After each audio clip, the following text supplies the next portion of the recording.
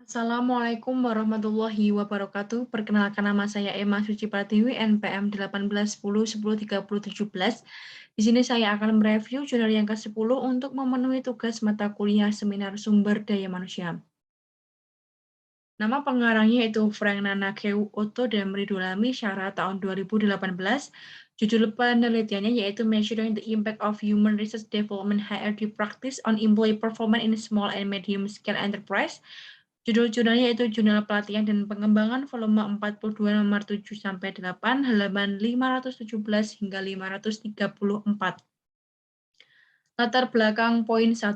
Sumber daya manusia dianggap sebagai sumber daya yang menentukan keberhasilan organisasi.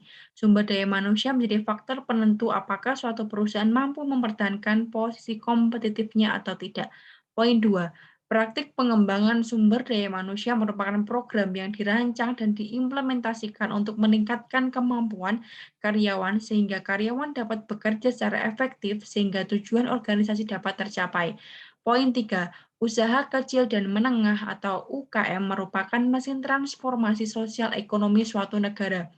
Sebagai wadah yang menjadi bagian dari perekonomian suatu negara, tentunya UKM perlu memiliki sumber daya manusia yang memiliki kemampuan baik. Berdasarkan data yang diperoleh, pengembangan sumber daya manusia di UKM di Ghana relatif masih sangat jarang dilakukan. Populasi dan sampel. Populasi dalam penelitian ini yaitu 800 pegawai UKM di bidang perdagangan dan sektor manufaktur di Ghana. Sampel dalam penelitian ini ditentukan dengan menggunakan teknik purposive sampling, sehingga jumlah dalam sampel ini sebanyak 500 orang. Rumusan masalah yang pertama, mengetahui pengaruh pengembangan sumber daya manusia terhadap kinerja karyawan. Yang kedua, mengetahui pengaruh pelatihan dan pengembangan terhadap kinerja karyawan. Yang ketiga, mengetahui pengaruh penilaian kinerja terhadap kinerja karyawan.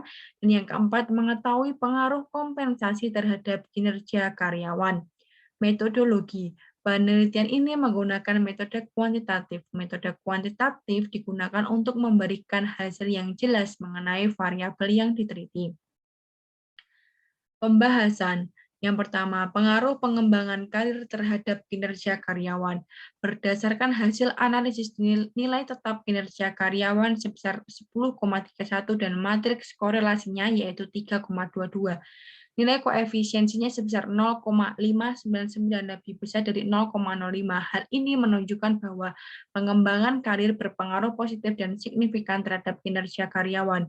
Yang kedua, pengaruh pelatihan dan pengembangan terhadap kinerja karyawan.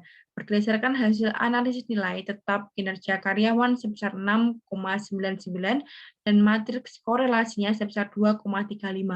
Nilai koefisiensinya sebesar 0,210 lebih besar dari 0,05. Artinya, pelatihan dan pengembangan memberikan pengaruh yang positif dan signifikan terhadap kinerja karyawan.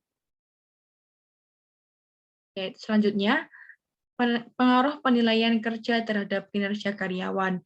Berdasarkan penelitian, nilai tetap kinerja karyawan sebesar 7,45 dengan matriks korelasinya yaitu 2,14. Nilai koefisiennya sebesar 0,008 kurang dari 0,05. Hal ini berarti penilaian kerja tidak berpengaruh terhadap kinerja karyawan.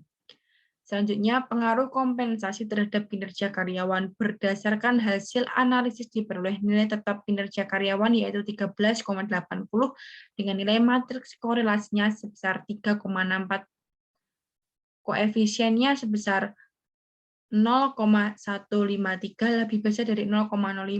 Hal ini berarti kompensasi berpengaruh positif dan signifikan terhadap kinerja karyawan. Kesimpulan, yang pertama, variabel pengembangan karir berpengaruh positif dan signifikan terhadap kinerja karyawan. Yang kedua, variabel pelatihan dan pengembangan berpengaruh positif dan signifikan terhadap kinerja karyawan. Yang ketiga, variabel penilaian kerja tidak berpengaruh terhadap kinerja karyawan. Yang keempat, variabel kompensasi berpengaruh positif dan signifikan terhadap kinerja karyawan. Berikut adalah daftar pustaka dari jurnal yang saya review.